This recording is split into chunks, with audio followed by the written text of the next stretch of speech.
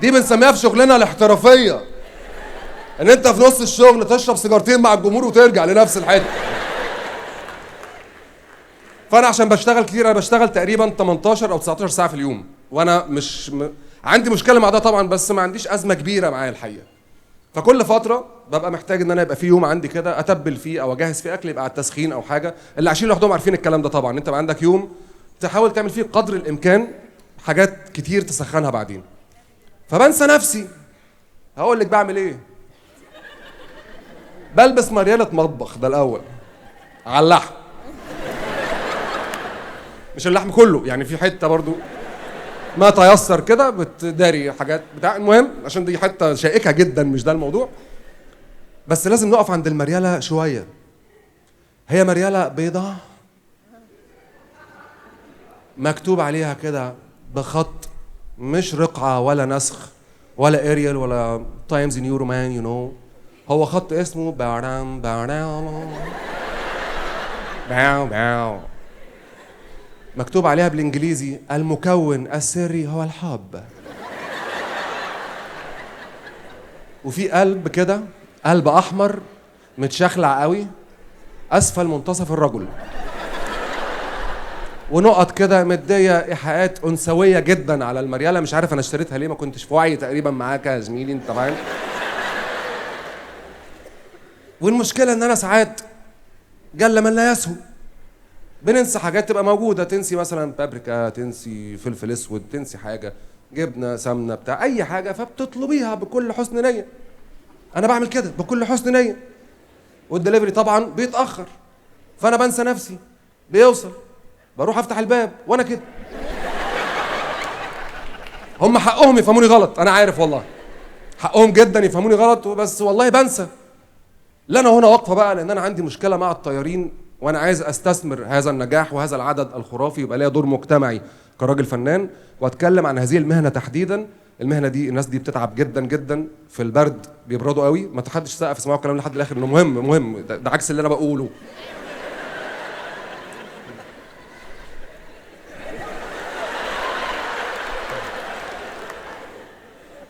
بيتعبوا جدا، بيعرضوا لنفسهم لمخاطر في طرق غير صالحه اصلا للاستخدام بتاع الموتوسيكلات والعربيات علشان يوصلوا لنا اكل سخن.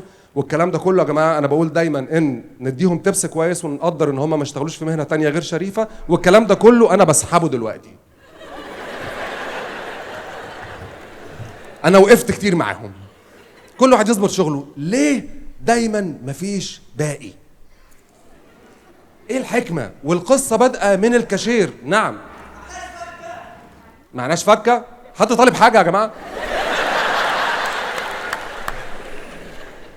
هات فك، خد من الكاشير فكه. يعني واحد حسابه 80 جنيه، اعمل حساب ان هو اكيد بنسبه كبيره جدا هيدي لك ورقه بكام؟ لا انا معيش فك عشان اخد ال 20 جنيه كلها، اصل انا ناصح وبشتغل على شغلي وبشغل دماغي على الزبون. لا طبعا ما ينفعش. هو الكاشير من اول ما بتكلمه ببقى طالب بيتزا، يعني مش محتاجه حاجه، فادخل اقول له عايز بيتزا مشكل جبن بدون اي اضافات على حلالها بوضع بالكل كده اهو زي ما هي كده. كده يا فندم يبقى الاوردر كله ايه؟ هي بيتزا. هتقعد تشرح لي هنجيب عجينه ونفردها نحطها في الفرن تطلع شكل دايره وبعدين نقطعها؟ ما تخلص بيتزايه، خلص. ومن فضلك ابعت باقي 200 وفلفل حامي اخضر. الفلفل يجي، الباقي مستحيل. وندخل بقى انا والزبون اللي جاي لي ده في منطقه بقى اللي هو ايه، مفيش باقي. طب هنعمل ايه؟ ما معكش باقي؟ لا ايه؟ لا ونبدا بقى ندخل في صراع حشرات. لا ما فيش فك. طب شوف جوه. لا ما شوفش جوه. لا. طب فتش جوه كده. في جوه فين؟ انا ما بعتش النهارده، انا قاعد في بيتنا. يعني اختياراتنا محدوده جدا في العمله. اجيب لك طب شوف طيب في الجينز جوه. انت ايه اللي دخلك في كل ايه ده؟ في ايه؟ اشوف فين؟ طب ايه الحلول دلوقتي؟ انا مشكلتي ان الحلول المطروحه كلها بتاعته مش بتاعتي. يعني هنعمل ايه دلوقتي؟ الاكل ده هو طبعا لازم الاكل يتاكل بارد، فالحل دلوقتي الاول. ثواني يا استاذ محمد، تمام. الحل دلوقتي ان انا انزل واقول لك اتفضل انت خد مفتاح الشقه اهو، اقعد اتفرج على نتفليكس واشرب لك زازتين بيره، تمام. وانزل انا بقى ادور على فكه 100 او 200 بلاد تشيلني وبلاد تحطني لحد ما اوصل اليمن. الاقي كهله عجوز يقول لي وماله يا ابني خد الفكه. اخد الفكه وارجع الاقيه اتجوز وخلف في الشقه. واكل الاكل بارد او انزل وراك على المكنه يعني كابوريايه لان في صندوق ورا. ايوه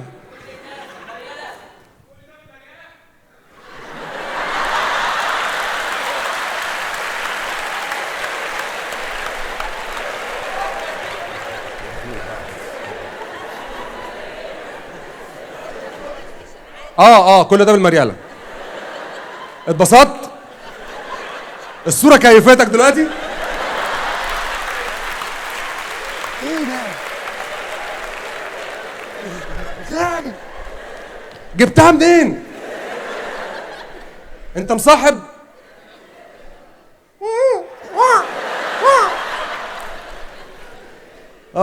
انت بوظت سيجمنت ظريفة جدا وانا راجل تنك لا ابكي على اللبن المسكوب. فهندخل في اللي بعده ان دايما انا طبعا يعني محاولات الانثى دائما بتجيب معايا، خاصة ان انتوا يا بنات بتعملوا حركة انا ما بحبهاش خالص الحقيقة ولكنها مؤثرة جدا معانا. تبقى قاعدة معاك بتتخانق في الكافيه وبتفنشوا العلاقة وانت ما قلتليش، وانت بص هرمونات التستوستيرون كلها عندي منها جوه.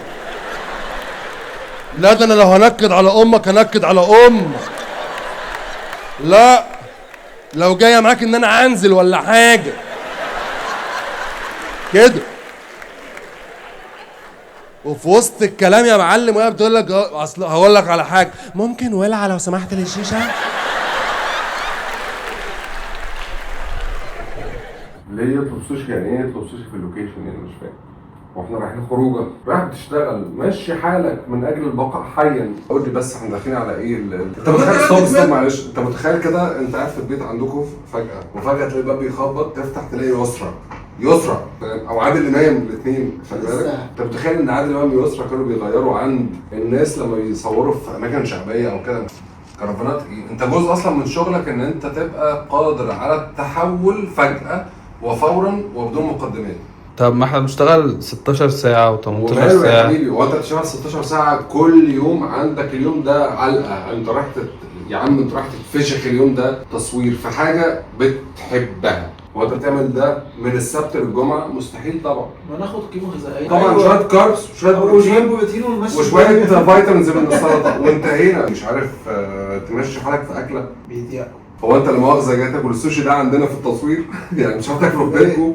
ما تمشي معانا يا بيه، انت مش راجل فنان. هو احنا بنتعامل انت فنان ولا صنايعي؟